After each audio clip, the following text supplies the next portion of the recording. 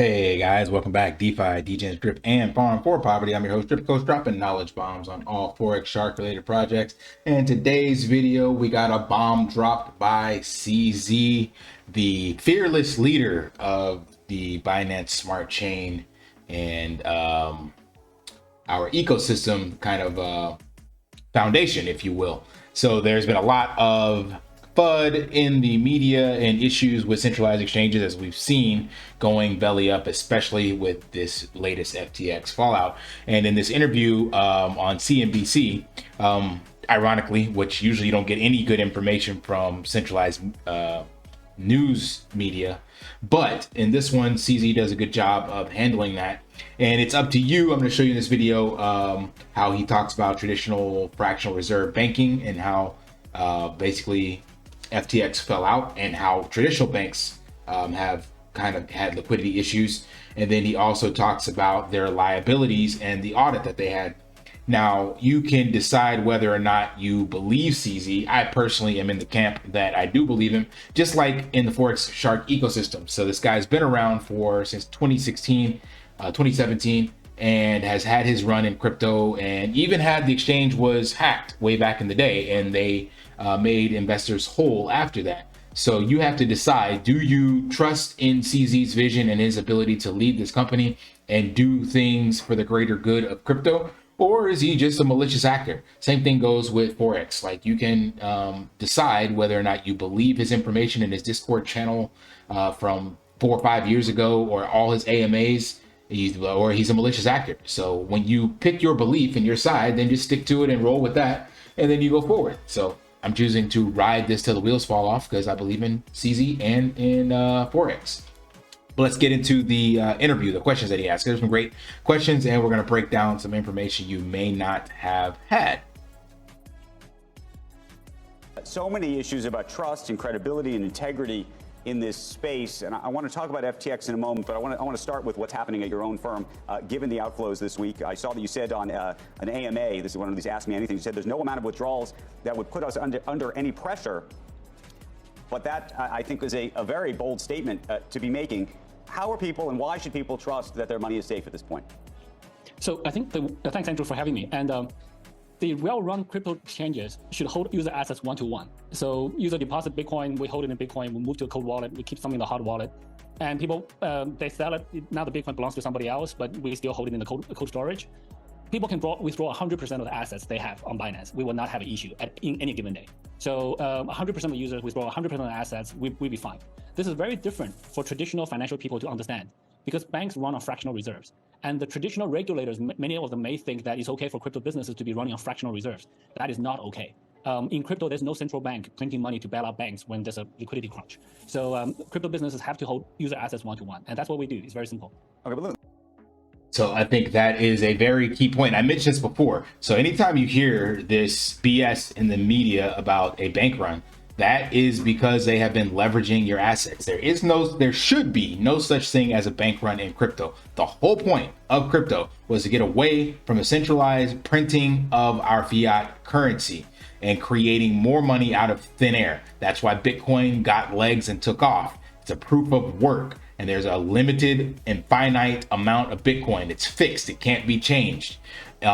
Even in smart contracts like the Drip network, where it can create infinite tokens, it's still up to the contract, and it only creates them as needed. So that's still a much better system than what the traditional fiat does, where it just makes whatever the hell it wants and then buys up your real assets, and we have inflation and all that. So if you're not familiar with fractional reserve banking, I did a video, great video, I think, 9 months ago, comparing how to understand basically the fiat currency. So you can go back and watch this video and find out that all fiat currencies have failed over the last 1,000 years. And it's going to be no different with USD and the euro and the yen and everything else. And that is because of fractional reserve banking. So if you don't understand fractional reserve banking, I'm going to play this video for you very quickly, because it's a great summary of what that actually looks like and how to understand that.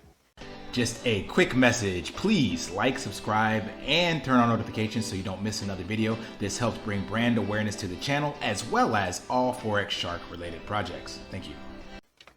Fractional reserve banking is the banking system most countries use today. It requires banks to hold only a fraction of the money their customers deposit. That amount is the reserve requirement, and in most countries it is set by the central bank. Banks can loan the rest of their deposits to other customers, which serves to expand the economy. It works like this. Banks accept deposits from individuals and businesses, providing them with savings and checking accounts in return. Banks can loan out the bulk of those deposits to other customers to buy homes or cars, start businesses, or to fund other projects. If a customer deposits $100,000 into a bank and the reserve requirement is 5%, the bank can loan $95,000 out to other customers. Once the bank has loaned out $95,000, it in essence has created $195,000. Customers borrow that $95,000 and deposit some or all of it into other banks. If the reserve requirement is still 5%, then the other banks can loan $90,250 to new customers, and the process keeps repeating itself. Financial crisis occurs when the fractional banking system breaks down and the money supply does not expand. Many U.S. banks had to shut down during the Great Depression because so many people attempted to withdraw their money at the same time. Today, safeguards exist to prevent such an occurrence. That's actually BS. There are no safeguards in place. The only safeguard they have in place to prevent such an occurrence, as they said, is for the central bank to make more money. So this occurs at the customer banking level. And this happened when Lehman Brothers collapsed and the big collapse of 2008 financial crisis. The central bank came in and basically bailed them out. So think of it as you being irresponsible with your money. You work for a company and they're giving you a paycheck, and then you blow all that money. You do something extremely irresponsible of it. And instead of them saying you're fired or holding you accountable, they give you more money. It's like, oh, well, sorry you did that. Here's some additional money for you to go blow. And that's exactly what happens with our banking system. That's why it will inevitably go to zero, because they don't have any way of securing and monitoring that and using it strategically the way it should be, where taxes kind of fund this loop, and you only use, if you ran it like a business, you only use what you make, and then you save and things of that nature. So inevitably fiat is doomed because of that. So that's traditional financial fractional reserve banking in a nutshell. And now this next part of this video is the interviewer is going to be asking him about what happened to the USDC liquidity crisis that they came into, and CZ has another great response. Let me ask you about that specifically, and I don't want to get too technical, but indulge me for a moment. When you had what seemed to be liquidity issues around customers wanting USDC, it looked, at least from this vantage point, that what was happening here could have been avoided if, and tell me if I'm wrong about this, you allowed customers to deposit and hold USDC instead of what it looked like was that you auto-converted them into your own exchange dollar. Am I wrong? There's minor corrections. So number one is we do the auto conversion into BUSD, which is not issued by us, which is not the exchange dollar. It's actually issued by a New York DYF licensed entity, Paxos. So the reserves are in New York. It's a stable coin. The problem we had before is we have many different types of stable coins on Binance, and Bitcoin trades against USDC, Bitcoin trades against BUSD, and the USDT. There's TUSD. There's a bunch of other things, and it's very difficult for users to find the best price. So we said, okay, they're all stable coins, and they should convert one to one. So let's combine all of them into one, so that the users just they want to buy Bitcoin, they go to Bitcoin BUSD, and they find it. On the deposit and withdrawal, we do the conversion. We have channels to convert them one to one, but the channels we have actually have to go through a bank, because to convert from BUSD to USDC, we have to sell BUSD into US dollars, cash in a bank, move it to a different bank account, and then buy USDC at a different institution. So that day we had more users trying to buy or trying to deposit BUSD and withdrawing USDC, and we ran out of that. And the bank that does the conversion doesn't open until 6 hours later, and that's a bank in New York. So we were actually blocked. This issue was actually caused by a bank. So that's what. And stablecoin is the only one we convert. Every other asset, people deposit Bitcoin, we hold Bitcoin. People deposit Ethereum, we hold Ethereum. Right. And you understand why I'm asking you that question, because it does appear in that instance, at least, that when you said no amount of withdrawals would put you under pressure, by default it put you under pressure, whether it was you're doing or some other bank's doing. And so the question is, longer term, would you reevaluate how you do that? So we have the assets to convert. So there's no margin, no leverage. We just needed the bank to open. So the bank opened 6 hours later. It was fine. So banks don't work for 24 hours a day. Banks only work for a few hours a day. And when banks are shut down, when banks are closed, you try to withdraw money, it doesn't work. That's exactly the same situation that happened. And we allow people to withdraw other stable coins onto other platforms to do conversion if they want. So there was not a liquidity issue. It was just there was a conversion issue that was going through the bank. think that was a mic drop for that. So clearly this interviewer doesn't know anything about crypto or anything like that, and trying to press and say, okay, well, this was obviously an issue. So if you hadn't converted that, then we wouldn't have this problem. And CZ corrects him again. He's like, no, this is a banking problem. You can't go to your traditional bank at midnight and try to get out $10,000. Whatever the ATM max is, that's all you get. And if you need more, you got to wait for the fucking bank to open. It's a no-brainer.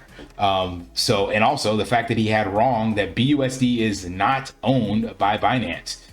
It's owned by Paxos, a recognized entity on the New York Stock Exchange in New York. So, and that's a great smart move that they did by putting all this in one liquidity pool, basically the same way that now we see StableSwap is doing, Stargate is doing, and being able to basically have all of these USD pegged stable coins in one pool so that people get the best rate from that pool. And eventually we will see the Stablecoin Regulation Act probably get passed, and only the cream of the crop will rise to the top with the stable coins that are actually backed one-to-one to real reserve assets. And I think BUSD will be at the top of that, and USDC as well. Tether, not sure, but they say they are. They're cleaning up their act. We'll see. So either way, this is a smart move, and there was no liquidity issues on behalf of Binance with that. Last but not least, we're going to get to the next part of this interview. It's the liabilities. So this has come into question with the audit that they revealed, where they had 101% over collateralized assets, basically. So it made them look like they're sitting in a really good position. But everybody asked, what about the liabilities? Here is CZ's response to Binance liabilities. In terms of the credibility of Binance, you disclosed that Binance holds about $60 billion of crypto assets. But thus far, you haven't disclosed your liabilities. And I wonder why that is and whether you will. Yeah, so we are working with firms to do the audit of financials, liabilities, etc. Very simply, Binance does not owe people money. Binance does not have loans from other companies, from other funds. We just don't have it. You can ask any fund in the ecosystem. You can ask any VC. We actually also do not have VC investments, so we don't owe anybody any money. And we also do not have loans to other people that we depend on for our next payroll. So we are very simple, very self-contained type of organization, and we manage our cash very simply. So that's very, very different from the FTX situation, where so people who were hurt by FTX are not worried about everybody else, and they were defending FTX before. That's why they have money on FTX. So, but just because they're bitten by one snake doesn't mean that every other animal is the same. Boom, that's a mic drop from CZ. Now, again, you can choose to believe him or not, but he says they have no liabilities. They don't owe anyone any money. They didn't take any VC funding. So if that is true, then definitely Binance will be here.